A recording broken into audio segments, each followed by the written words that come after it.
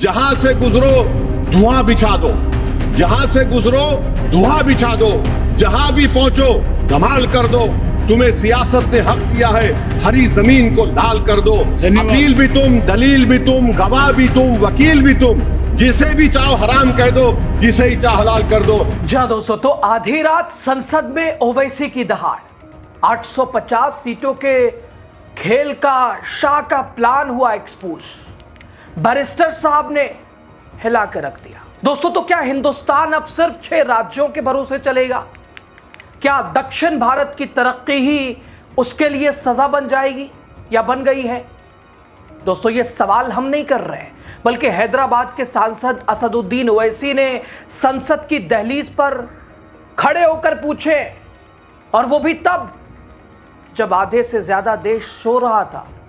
आधी रात संसद में ओवैसी गरज रहे थे। उन्होंने एक ऐसा डेंजरस फॉर्मूला डिकोड किया जिसने दक्षिण से लेकर उत्तर तक हड़कंप मचा दिया है। ओवैसी का दावा, केंद्र सरकार 3 नए बिलों के जरिए एक ऐसा जाल बुन रही है जिसमें बिहार, उत्तर प्रदेश, एमपी, राजस्थान, गुजरात, हरियाणा, बस ये 6 राज्य मिल गए तो दिल्ली की गद्दी पक्की, फिर दक्षिण राज्यों की जरूरत ही नहीं पड़ेगी। दोस्तों देखिए, 6 राज्यों का चक्रव्यूह और आधी रात असदुद्दीन ओवैसी का प्रहार। आपका स्वागत है, राजनीति का खास सेगमेंट आप देख रहे हैं। मैं हूं आपके साथ यासूब रजा। दोस्तों, संसद का 3 दिवसीय विशेष सत्र आज दूसरा दिन, और इस दौरान 3 संशोधन विधेयक पर चर्चा। इन विधेयकों का मकसद 2023 में संसद से पारित नारी शक्ति वंदन अधिनियम को तामील कराना। इन विधेयकों के पारित होने के बाद लोकसभा और राज्य विधानसभाओं में महिलाओं को 33% आरक्षण मिलने लगेगा। सरकार ने इसी हफ्ते संविधान संशोधन 131वां विधेयक 2026 का एक ड्राफ्ट जारी किया है। इसमें महिला आरक्षण सुनिश्चित करने के लिए लोकसभा के सांसदों की संख्या 543 से बढ़ाकर 850 होनी है। इनमें 815 सांसद राज्यों से और 35 सांसद केंद्र शासित प्रदेशों से चुने जाने हैं। विपक्षी पार्टियां लगातार इन विधेयकों का पुरजोर विरोध कर रही हैं। पूरा विपक्ष एकजुट है और बिना विपक्ष के सरकार की मंशा कामयाब भी नहीं हो पाएगी। और वहीं देर रात बैरिस्टर असदुद्दीन ओवैसी का वो तीखा अंदाज, वो संसद की दहलीज से दहाड़ जिसने सत्ता पक्ष के बेंचों पर खामोशी ला दी है। ओवैसी ने उन तीनों बिलों की धज्जियां उड़ा दी जिन्हें सरकार गेम चेंजर बता रही है, देश के लिए जरूरी बता रही है। लेकिन ओवैसी की नजर में ये गेम चेंजर नहीं, बल्कि ये लोकतंत्र का अंत है। ओवैसी ने गणित समझाया, यूपी, बिहार, एमपी, राजस्थान, गुजरात, हरियाणा, अगर इन 6 राज्यों की सीटों को मिला दिया जाए तो आंकड़ा पहुंचता है 392। ओवैसी का डर यह है कि अगर परिसीमन यानी डिलिमिटेशन आबादी के आधार पर हुआ तो बीजेपी को दक्षिण जाने की जरूरत ही नहीं पड़ेगी, जहां उसका वर्चस्व है ही नहीं है।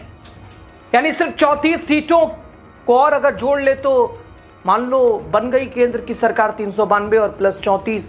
दोस्तों, ओवैसी ने सीधा वार करते हुए कहा, दक्षिण के राज्यों जिन्हें वो जुनूबी रियासतें कहते हैं, उन्हें काफी कामयाबी की सजा मिल रही है। दक्षिण भारत देश की जीडीपी में 30% का योगदान देता है। देश का 21% टैक्स रेवेन्यू वहीं से आता है, और वहां आबादी कम है क्योंकि वहां गुड गवर्नेंस है। लेकिन नए बिलों के बाद जिसकी आबादी ज्यादा होगी, संसद में उसकी आवाज ज्यादा होगी। दोस्तों, आरोप संगीन है। ओवैसी का कहना है कि गैर बीजेपी राज्यों को कमजोर करके हिंदू राष्ट्र की नींव रखी जा रही है ताकि यूसीसी लैंड जिहाद के नाम पर कार्रवाई हो, हिंदी को अनिवार्य करना हो, बुलडोजर से इंसाफ हो, पूरे मुल्क में कानूनी जामा पहनाया जा सके। उन्होंने असम का उदाहरण देते हुए कहा कि कैसे मुस्लिम बहुल सीटों को परिसीमन के जरिए खत्म कर दिया गया। धुबरी और बरपेटा का जिक्र कर उन्होंने बताया कि कैसे अल्पसंख्यकों की नुमाइंदगी को कागजों पर सिमटाया जा रहा है। तो क्या इससे मुसलमानों पर भी असर? आखिर ओवैसी का अंदेशा क्या है और दक्षिण उत्तर का ये फर्क क्या है? जहां वर्चस्व नहीं वहां कम, जहां पूरा दबदबा है, जहां भगवा है वहां बांट दो अलग अलग। तो इसके पीछे के अंतर को देर रात ओवैसी ने जो उजागर किया है, सुने आप बैरिस्टर असदुद्दीन ओवैसी की संसद से दहाड़। सर, मैं इस तीनों बिल की मुखालिफत में खड़ा हूँ। धन्यवाद। आप ऐसे वक्त में इस बिल को ला रहे हैं जब हिज़्ब इख्तिलाफ के तमाम अरकान पार्लिमान अपने रियासती असम्बली इलेक्शन में मसरूफ़ हैं। ये हुकूमत पैगाम ये देना चाहती है कि अपनी वहशी अक्सरियत से कानून बनाएंगे। अगर ये तीन बिल कानून बन जाएंगे तो अपोजिशन की आवाज़ नहीं के बराबर इस ऐवान में हो जाएगी। और इस आईनी तरमीमी बिल को अगर आप हदबंदी बिल के साथ पढ़ेंगे तो आबादी की बुनियाद पर सीट दी जाएगी। जिसकी आबादी ज़्यादा होगी उनको ज़्यादा सीटें मिलेंगी, जिनकी कम होगी उनको कम मिलेगी। हदबंदी हर 10 साल बाद नहीं होगा सर, ना मरदमशुमारी की बुनियाद पर होगा, बल्कि हुकूमत फैसला करेगी कि हदबंदी होगी या नहीं। अगर होगा तो किस साल की मरदमशुमारी पर होगा। सर, मैं इलाका वादियत को नहीं मानता, ना उसको फ़रोग़ देता हूँ, मगर हमारी आइन की तमहीद में फ्रेटर्निटी का लफ्ज़ लिखा गया, भाईचारगी का। ये बहुत अहम है हमारे मुल्क की इत्तेहाद और सालमियत को मजबूत करने का। ये तीनों बिल इस फ्रेटर्निटी के बरक्स का पैगाम देते हैं और काम करेंगे। हकीकत ये होगा सर कि शुमाल हुकूमत करेगा जुनूब पर, शुमाल खर्चा करेगा और जुनूब इसको फराहम करेगा। जुनूबी रियासतें मुल्क की GDP में 30% का हिस्सा होता है उनका, और 21% मुल्क का टैक्स रेवेन्यू जुनूब से आता है। 2022-23 साल में 3.46 लाख करोड़ का उनका हिस्सा था और 19% आबादी है भारत में जुनूबी हिंदुस्तान की। जुनूब को गुड गवर्नेंस की सदा दी जा रही है। वजीर आजम कहते हैं कि जिसके बच्चे ज्यादा हैं, तो मगर ये तो झूठ था। मगर ये बिल अगर कानून बनेंगे तो सच हो जाएगा। सर, अगर आप 6 रियासतों को, बिहार, मध्य प्रदेश, यूपी, राजस्थान, गुजरात और हरियाणा को मिला ले, यहां पर सीट होंगी 392 और सिर्फ 34 सीट की जरूरत पड़ेगी हुकूमत बनाने के लिए। एक कॉन्फ्रेंस की माली इमदाद हुकूमत में की, उस कॉन्फ्रेंस में किसी ने उठकर कहा कि कैसे हम आईनी हिंदू राष्ट्र को हासिल करेंगे। अब पता चल रहा है कि गैर बीजेपी पार्टियों के नुमाइंदगी को डाइल्यूट करने से ही आप एक आईनी हिंदू राष्ट्र बनाना चाहते हैं, ताकि यूसीसी, लैंड जिहाद, हिंदी को लाजमी कर देना, बुलडोजर को आईनी तहफ़्फ़ुज़ देना। सर, डबल इंजन का सरकार, डबल इंजन सरकार क्या है? जादू, उसका जादू यह है कि इंजन शुमाल का होगा और ताकत जुनूब से आएगी। सर, नतीजा यह होगा कि जुनूबी हिंद के तमाम रियासतें अपनी आबादी बढ़ाने का काम शुरू कर देंगी। क्या यह मुल्क के लिए अच्छा होगा? तो तशवीशनाक होगा। सच्चर कमेटी ने अपनी रिपोर्ट में कहा कि मुस्लिम अक्सरियत कॉन्स्टिट्यूंसीज को रिजर्व कर दिया गया और आसाम और कश्मीर इसकी जीती जागती मिसाल है। आसाम में 30 ऐसे असेंबली हल्क़ात थे जहां पर मुसलमान जीत के आते थे, उसको 23 कर दिया गया। ये जेरीमैंडरिंग नहीं है तो क्या है? कश्मीर, सर, डुबरी बरबेटा में 60% मुसलमान थे, एक डुबरी कॉन्स्टिट्यूंसी बना दी गई, खत्म हो गया, आप कोई नहीं जीत सकता बरबेटा से। दूसरा मिसाल दे रहा हूं सर, अनंतनाग रजौरी का कॉन्स्टिट्यूंसी शुरू हो रही है कश्मीर में कोई, और खत्म हो रही है जम्मू में, कोई रास्ता नहीं, कोई तहजीब का हिस्सा नहीं मिलता। सर, 2 एडमिनिस्ट्रेटिव डिवीजन अलग है। ये जेरीमैंडरिंग नहीं है तो क्या है सर? और सर, कश्मीर की आबादी क्या है? 56%, 35% कश्मीर की आबादी, सीट है 52.22। जम्मू की आबादी है 43.65, सीट में 47.78। ये जेरीमैंडरिंग है तो नहीं है तो क्या यही होगा? सर, मुस्लिम अक़लियत को तो बीजेपी टिकट नहीं देती, रिजर्वेशन दूर की बात, मगर क्या यह मुल्क के मफाद में है कि इस ऐवान में 18 करोड़ की आबादी के सिर्फ 4% MP जीत कर आएंगे? ये आपकी मुल्क से मोहब्बत है?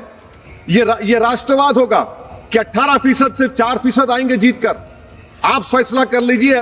ट्रेजरी बेंचेस को सोचना है। अगर वो भारत से मोहब्बत करते हैं तो तशवीशनाक बात है। अगर बिल कानून बनेगा तो फिर आप भूल जाइए, यहां पर तो और कम हो जाएंगे। तो मैं ये आपको बताना चाह रहा हूं सर कि मुस्लिम अक़लियत को SIR से, रायदही से, हक रायदे महरूम कर दिया जा रहा है, बुलडोजर से बेघर कर दिया जा रहा है और हदबंदी से इनकी सियासी आवाज को खत्म करने का मंसूबा है। सच्चाई ये है सर, मुस्लिम वोट की जरूरत बीजेपी को उसको खतरा समझती, सेकुलर पार्टीज ये समझती है कि हमको पूछना ही ना पड़े, और हम बार बार पुकार कर कहते हैं कि जमहूरियत को मजबूत करो, सिर्फ वोट डालने वाले मत बनो, वोट लेने वाले बनो, क़यादत बनाओ। मगर ये सब चीजों का आप देख रहे हैं कि बीजेपी इसको खत्म करना चाहती है। सर, भारत क्या है? भारत एक यूनियन ऑफ स्टेट्स है, सिर्फ शुमाली रियासतें नहीं है, जुनूब की रियासतें नहीं है, मशरिक नहीं है, मगरिबी रियासतें हैं, नॉर्थ ईस्ट है। तो ये इस मुल्क की डाइवर्सिटी की ताकत है जो ये 3 बिलें खत्म करना चाहती है। मेरी तजवीज़ क्या है सर? कनाडा का फार्मूला अपनाया जाए कनाडा में ग्रैंडफादर क्लॉज को अपनाया जाए, रियासत की सीट आबादी पर मुनस्सिर नहीं होगी। Sir, remove the money bill veto from Lok Sabha, let the house of states have an equal voice in how legislation is passed.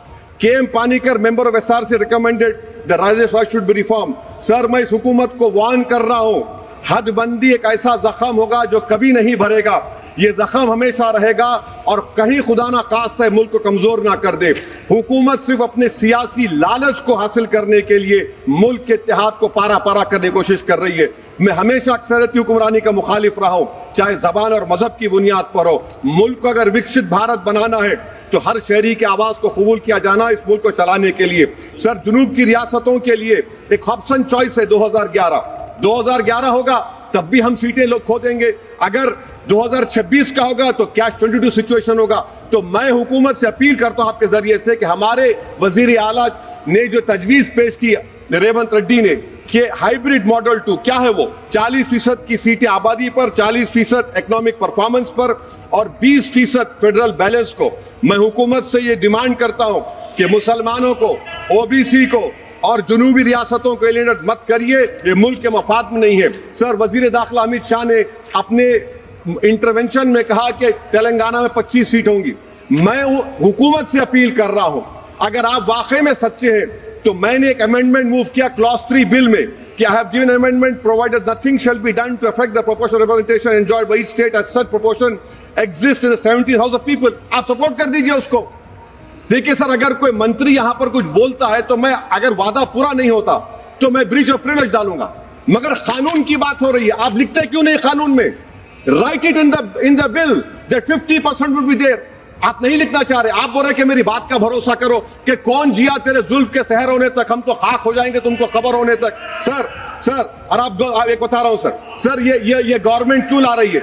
ये इसलिए ला रही है कि, सुन लीजिए, the most important and effective step would be to bury and deep for all the talk of a federal structure of our country, constitution declare one country, one state, one legislature, one executive. ये किसने कहा? bunch of thoughts में mister गोलवाकर ने 1951 BGS का manifesto, conversion of the union of states into unitary state. This is what is happening now with these 3 bills. Now please so, I am concluding, sir. I am concluding that can this whole proceedings are being watched by the Muslim women who were raped in Muzaffarnagar. Will they feel happy about it? Bilqis Bano is watching this. Has Bilqis Bano got justice? Zakia Jafri's family is watching this. Have they got justice? No. Please. That is why I conclude, sir, by reciting the share of what Rahat Indori said about this government. जहां से गुजरो धुआं बिछा दो, जहां से गुजरो धुआं बिछा दो, जहां भी पहुंचो धमाल कर दो, तुम्हें सियासत ने हक दिया है, हरी जमीन को लाल कर दो। अपील भी तुम, दलील भी तुम, गवाह भी तुम, वकील भी तुम, जिसे भी चाहो हराम कह दो, जिसे ही चाहो हलाल कर दो। मैं वार्न कर रहा हूं सर, आपके पास मेजॉरिटी नहीं है, ये मत करिए, मुल्क को कमजोर करने की हरकत होगी। शुक्रिया सर। तो सुना दोस्तों आपने, असदुद्दीन ओवैसी के इन सवालों ने उस दुखती रग पर हाथ रख दिया है जिसे फेडरलिज्म यानी संघवाद कहा जाता है। क्या वाकई उत्तर भारत की आबादी दक्षिण भारत की तरक्की पर भारी पड़ने वाली है? क्या संसद में आवाज़ सिर्फ उनकी होगी जिनके पास नंबर गेम है, और 543 से 850 ये पूरा नंबर गेम क्या कम ज़्यादा उसी को लेकर है? ओवैसी की आशंकाएं अगर सच साबित हुई तो यकीन मानिए भविष्य का हिंदुस्तान नक्शे पर तो वैसा ही दिखेगा, लेकिन उसकी रूह पूरी तरह से बदल चुकी होगी। अब इसे केंद्र सरकार की जल्दबाजी पर या इस नई कोशिश पर ओवैसी का अंदेशा, लोकतंत्र का अंत और आखिरी हद यानी आखिरी किल भी इसे कह लें, जवाल का वक्त, तो गलत नहीं होगा। वैसे क्या कहेंगे आप बताइएगा कमेंट करके। आप जहां से गुजरो धुआं बिछा दो, जहां से गुजरो धुआं बिछा दो, जहां भी पहुंचो धमाल कर दो, तुम्हें सियासत ने हक दिया है, हरी जमीन को लाल कर दो। अपील भी तुम, दलील भी तुम, गवाह भी तुम, वकील भी तुम, जिसे भी चाहो हराम कह दो, जिसे ही चाहो हलाल कर दो।